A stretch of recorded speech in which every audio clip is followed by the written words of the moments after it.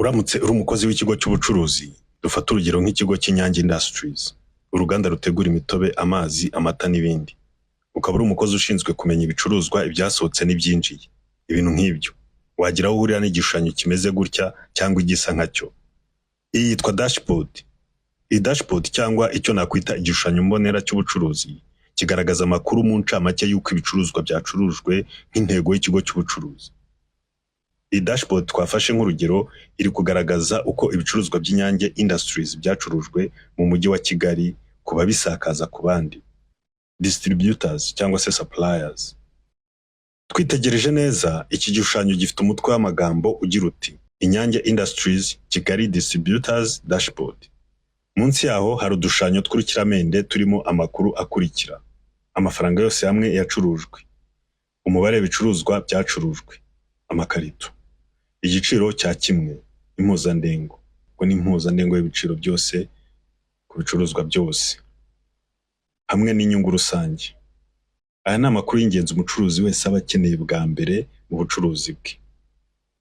Munsi hari imbonerahamwe ebyiri zirimo amakuru nazo akurikira: uko ibicuruzwa byacurujwe kuri buri gicuruzwa, sales by products, uko ibicuruzwa byacurujwe muri buri karere, sales by districts.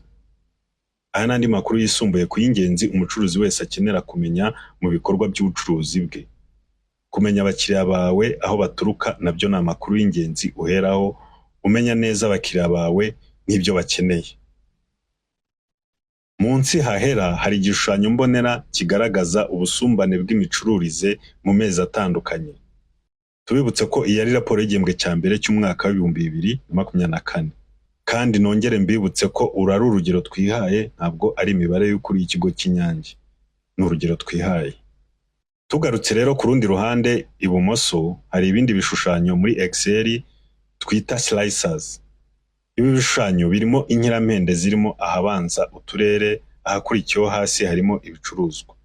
Slicer rero nizo zigenga amakuru ari mu bindi bishushanyo dufite hano. Iyo ukanze kuri slicer y'akarere kamwe, mu bishushanyo tubona amakuru y'ako karere, cyangwa wakanda ku gicuruzwa hakaza amakuru y'icyo gicuruzwa nk'uko muri kubibona. Akarere dukanzeho haza amakuru y'ako karere.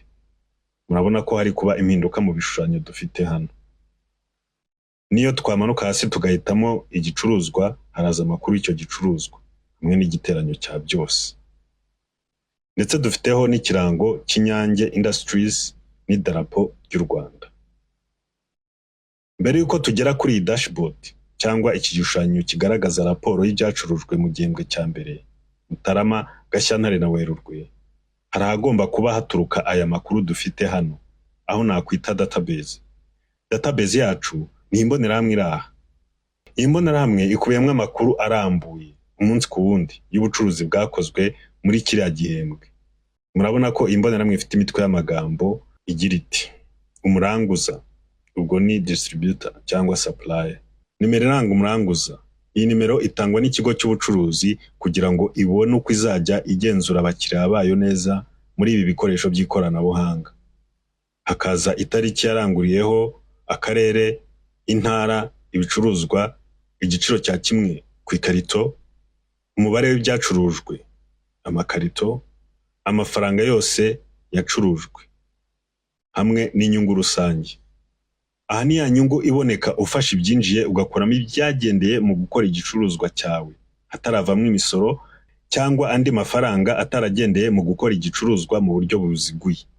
Dufatiye urugero nko ku bantu bacuruza ibicuruzwa baranguye, iyi nyungu tuvuga hano ni ya nyungu ubona ufashe amafaranga wacuruje ugakuramo ayo waranguje, utarakuramwo amafaranga agendeye ku bikorezi n'utundi tuntu dutandukanye ndetse n'imisoro. Izo nyungu nazo zigenda zibarwa ukwazo, ariko ahangaha nashatse kugarukira ku nyungu rusange nk'urugero twihaye.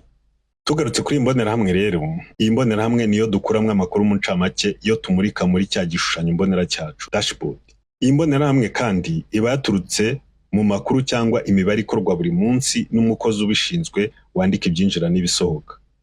Nubwo tumaze gutera imbere mu ikoranabuhanga, ntitwakwirengagiza ko hakiri ibigo by'ubucuruzi cyangwa abakora ubucuruzi ku giti cyabo bagikoresha uburyo bwo kwandika mu ikaye, ndetse abenshi bakoresha amakaye bahura n'ibibazo byo gutakaza amakuru byoroshye.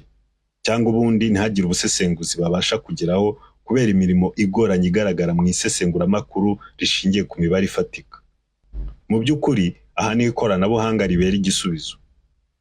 Iyo ubashije kubonera amakuru nk'aya ku gihe, nta kabuza bigufasha gukemura ibibazo byinshi mu bucuruzi bwawe cyangwa bizinesi yawe.